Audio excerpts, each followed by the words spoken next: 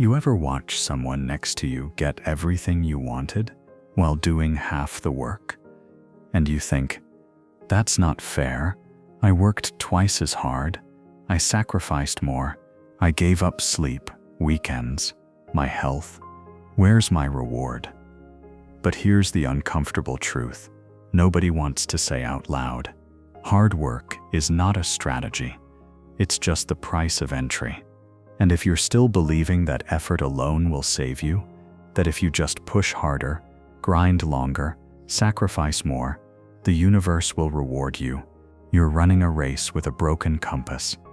Stay with me, because by the end of this story, you'll understand why the hardest workers are often the most stuck, and what actually separates those who suffer from those who succeed.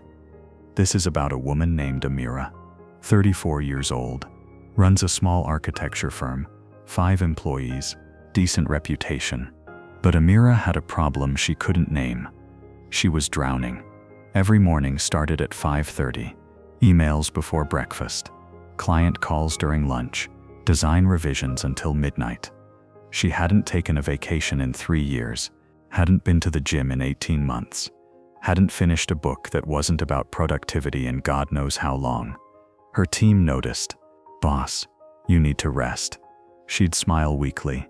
I will, after this project, after we land that client, after we hit our revenue goal. After never came. Amira's firm was profitable, not thriving, but surviving. Always one bad month away from panic, always scrambling, always reactive. And the worst part, she'd look at other firms, competitors with half her talent, half her dedication, and they were growing, expanding, winning awards, taking 6-week sabbaticals. How? She didn't understand. She was doing everything right, working harder than anyone, sacrificing everything, but the gap kept widening. One Thursday night, Amira was alone in the office, 11 p.m. Everyone else had gone home hours ago. She was redoing a client presentation for the 3rd time because the client wasn't feeling it. Her hands were shaking from too much coffee and too little food. Her eyes burned, her back screamed, and then her laptop froze. Just froze. She stared at the spinning wheel, waiting. 1 minute, 2 minutes, 5 minutes, and something inside her snapped. Not the loud kind of breaking, the quiet kind. The kind where you just stop. She closed the laptop, stood up, walked out of the office, drove home in silence. When she got home, she sat in her car in the driveway for 20 minutes, just sat there. Her phone buzzed, a message from a client. Can we add one more revision? Amira turned off her phone. She walked inside, sat on her couch, and for the first time in years she cried, not because she was sad, but because she was so tired, and she didn't know how to stop. The next morning, Amira didn't go to work. She called her senior designer, Luis. I need you to cover today. I'm taking the day off. Silence on the other end. Then Amira, are you okay? I don't know, she said honestly. She drove to a cafe she'd never been to, ordered tea, sat by the window, watched people walk by, people who seemed lighter. That's when she noticed the woman 2 tables over, 60-something, silver hair pulled back, reading a book, taking notes, completely absorbed. There was something about her, a stillness, a presence. Amira found herself staring. The woman looked up, caught her gaze, smiled slightly. You look like you're deciding something important. Amira laughed, surprised. Is it that obvious? Only to people who've sat where you're sitting. The woman introduced herself. Dr. Lena Okoye, retired engineering professor, used to run a consulting firm before teaching. Amira didn't know why, but she told her everything. The exhaustion, the confusion, the feeling of running full speed and getting nowhere. Lena listened without interrupting. When Amira finished, Lena asked a single question. When you're working 14-hour days, what exactly are you building? Amira blinked. What do you mean? I mean, Lena leaned forward. Are you building a business, or are you building a job you can't quit? The question hit like cold water. Lena continued. Let me tell you about a concept I learned the hard way. It's called the energy return ratio. In engineering, we use it to measure efficiency.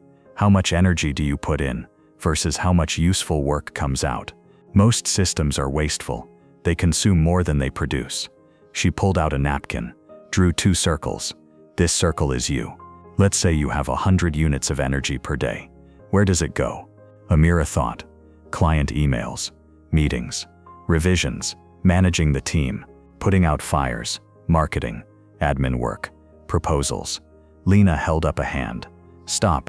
Of those tasks, which ones actually grow your business? Amira paused. I don't know. Maybe proposals? Landing new clients? Maybe? Lena raised an eyebrow. You're spending 100 units of energy, but you don't know which 10 units actually matter? Amira felt exposed. Lena drew 3 arrows coming out of the circle. Here's what I learned. There are 3 types of work. Most people spend their entire lives doing the first type without ever realizing the other 2 exist. Type 1, maintenance work. This is keeping things running, answering emails, attending meetings, fixing problems, managing crises. It's necessary, but here's the trap. Maintenance work is infinite. There's always another email, another meeting, another fire. You can spend your entire life here and never build anything new. Type 2, growth work. This is what actually moves you forward. Developing new systems, building relationships with high-value clients, training your team to handle things you currently do, creating processes. This work is hard because it doesn't have immediate payoff. It feels less urgent than maintenance, so most people avoid it. Type 3, multiplication work. This is the rarest. This is when you build something once that creates value forever, a system that runs without you, a team member who becomes autonomous, a process that scales, a reputation that attracts clients without marketing. Multiplication work is what separates businesses from jobs. Lena looked at Amira directly. Right now you're spending 90% of your energy on maintenance, 10% on growth, and 0% on multiplication. That's why you're exhausted. You're working hard, but you're working in a loop, not a ladder. Amira felt something shift in her chest, like seeing a map for the first time when you've been lost for years. So what do I do? She asked. Lena smiled. You reverse the ratio, but not all at once. That's how people burn out twice. You do it systematically. She wrote 3 phases on the napkin. Phase 1, audit the bleed. Week 1, track every hour of your week, not what you plan to do, what you actually do. Every email, every meeting, every task. Then label each, maintenance, growth, or multiplication. Most people are shocked by what they discover. Phase 2, eliminate, delegate, automate. Weeks 2-4. For every maintenance task, ask, does this need to happen? Can someone else do it? Can a system handle it? Your job is not to do everything. Your job is to build a business that does everything. Phase 3, protect the multiplication hours. Ongoing. Block 5 hours per week, minimum for multiplication work. No meetings, no emails, no fires. This is when you build the systems that free your future. This is sacred time. Defend it like your life depends on it, because it does. Lena leaned back. Here's what will happen. The first 2 weeks, you'll feel guilty, like you're not doing enough. That's the addiction to busyness talking. Push through. By week 3, you'll notice space. By week 6, you'll notice momentum. By week 12, you'll look back and realize you built more in 3 months than you did in 3 years. Amira stared at the napkin. 3 simple phases. So obvious, so impossible to see when you're drowning. When do I start? She whispered. The moment you leave this cafe, Lena said. Amira went home, opened her laptop, created a spreadsheet.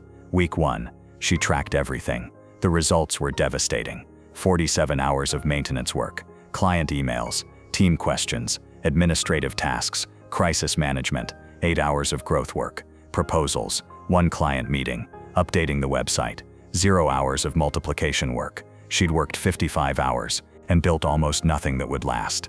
Week 2, she started eliminating and delegating. She created email templates for common questions, gave Luis decision-making authority over design revisions under $5,000, hired a part-time admin to handle scheduling and invoicing, set up project management software to reduce back-and-forth messages. It felt uncomfortable, like letting go of control, but she did it anyway.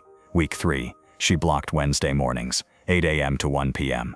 Multiplication hours, no meetings, no phone, no email. The first Wednesday, she used those 5 hours to build a client onboarding system, a clear process from first contact to project kickoff. It took the entire morning, but once it was done, it saved 3 hours every single time they landed a new client. The second Wednesday, she created a training manual for junior designers, things she'd been teaching verbally, over and over. Now it was documented, shareable, scalable. The third Wednesday, she reached out to 3 architectural publications to write an article, not for money, for visibility, for multiplication. By week 6, something strange happened. Amira was working 35 hours per week instead of 55, but the business was running smoother. Projects were finishing faster. Client satisfaction was higher. Her team noticed. What changed? Luis asked. I stopped trying to do everything, Amira said, and started building systems that do things for me. By month 3, Amira had rebuilt her entire operation. She'd eliminated 15 hours of weekly maintenance work through automation and delegation. She'd hired a business development person to handle proposals and client acquisition. She'd created standard operating procedures for every common task, and she'd used her multiplication hours to write articles, speak at one industry conference, and develop a signature design framework that became their competitive advantage. The result? Revenue increased 30%. Team morale improved. Amira started leaving the office at 5 p.m. She joined a yoga class, started reading fiction again, took a 2-week vacation without her phone, and the business didn't collapse. It thrived. 6 months after meeting Lena, Amira invited her to dinner. I need to thank you, Amira said. You changed my life. Lena shook her head. I just showed you what you couldn't see because you were too close. You did the work. I thought I was doing the work before, Amira admitted. You were, Lena said, but you were working for the business. Now the business works for you. That's the difference. Here's what Amira learned, and what you need to hear. Lesson 1. Busyness is not productivity. Motion is not progress. You can work 80 hours a week and build nothing that lasts. Or you can work 30 strategic hours and build an empire. The difference is where you aim your energy. Lesson 2. If everything is urgent, nothing gets built. Maintenance work will consume every minute you give it. You must protect time for multiplication, not when you have extra time. You'll never have extra time. Now, today, this week. Lesson 3. The goal isn't to work less, it's to build more. When you eliminate low-return work and focus on high-leverage activities, you don't just get time back, you get your life back, and the business grows faster. So here's my challenge to you. This week, track your time, every single hour. Label each task, maintenance, growth, or multiplication. At the end of the week, look at the ratio. If you're spending more than 50% on maintenance, you're stuck in a loop. Then choose one maintenance task, just one, and either eliminate it, delegate it, or automate it, and block 3 hours this week for multiplication work. Build one system, document one process, create one thing that will work for you while you sleep. Because the version of you that's free, successful, and balanced, that person isn't waiting on the other side of more effort, they're waiting on the other side of smarter systems. So stop grinding, start building.